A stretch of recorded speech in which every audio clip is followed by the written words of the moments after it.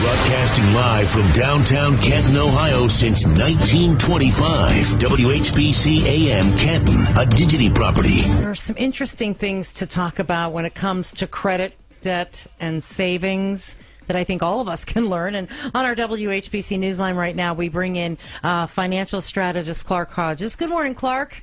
Good morning, Pam. How are you today? Oh, we're doing fine. You know, we talked to you about things to do to keep our finances healthy, and I guess looking at this discussion of young adults have more credit debt than savings, what do you think that is? Well, I think most people, when they get out of school, have debt. I know I did 25 years ago, and you really never had anyone tell you growing up, this is actually something you need to develop a skill in, which is balancing your budget, you know, managing a checkbook. But when you watch your mom and dad, let's say, pull out a card and swipe it, you figure that's the way money works. But you don't see the other side of that, which is sitting down sometime during that month and writing a check to the credit card company. And so really no one ever sits us down. So I think the education part of it is an important aspect of it. Most people get it from their parents, and how their parents do it, they witness it, but they don't really sit them down and say, look, I swipe this card, I pay for the groceries, but I also have to sit down and write a check to the credit card company.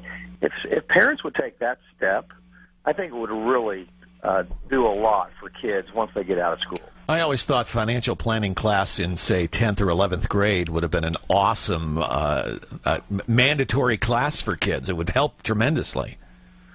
No doubt about it. I mean, people need to understand that physical fitness is important, mental fitness is important, but physical, money fitness is important. And if you have a lot of debt as an individual, you are very much the same as an individual who has a weak immune system. Any financial disease that comes down the pike, you're going to catch it.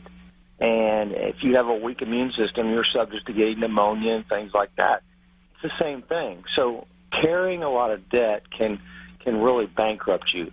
And my father had a saying, we're in the stock market in our business, and he had a saying, if you have a lot of margin debt on your account, it's not a matter of if you'll go broke, it's when you'll go broke, because that will end up taking you down. One of the big things that happened in the 2007 and 8 and 9 crash of the market was hedge funds were so levered, if they got in trouble and they had to sell, let's say, $5 million worth of stock, they were levered 30 to 1, so they had to sell, you know, almost $100 million in stock just to cover that $5 million. So leverage is bad, and if you get into a bad situation, it can bankrupt you. All right. And what about the process that we see all the time, credit card companies handing out credit cards to kids in college?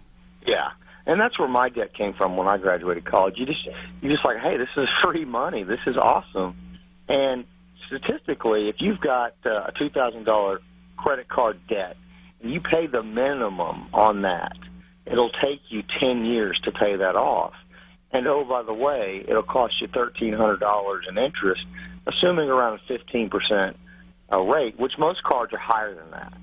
So you're going to end up paying back $3,200, let's say, $3,300, and whatever you bought was $2,000. So it really doesn't make sense, and most people don't even think about that when they're charging that card. And some people get to that place and they almost feel overwhelmed by it all. I mean, where do they start if they want to try to, get back on track with this? Well, I think it actually starts in your monthly spending. You're going to have these bills. You've got to pay them. Where are you going to cut back? Where are you going to save? A lot of people need to be creative. I've got a family that I know of that one year they decided when they went out to eat, they would not order any soft drinks or Cokes or teas or anything like that. They would order water. That there alone, just doing that, going out to eat, saved them over $4,000 that year. So be creative and cut back where you can. A little bit does add up. A lot of millennials have a lot of automated stuff that you and I probably didn't have when we got out of school. Automated bills coming out of checking accounts is very normal nowadays. And you could take a look at your statement and say, look, well, this is automated. It's $10 a month, let's say. I don't need that. There's $10 right there. And just keep looking and being creative to find ways to cut back on what goes. Have to. Time. Thank you. You guys have a wonderful day.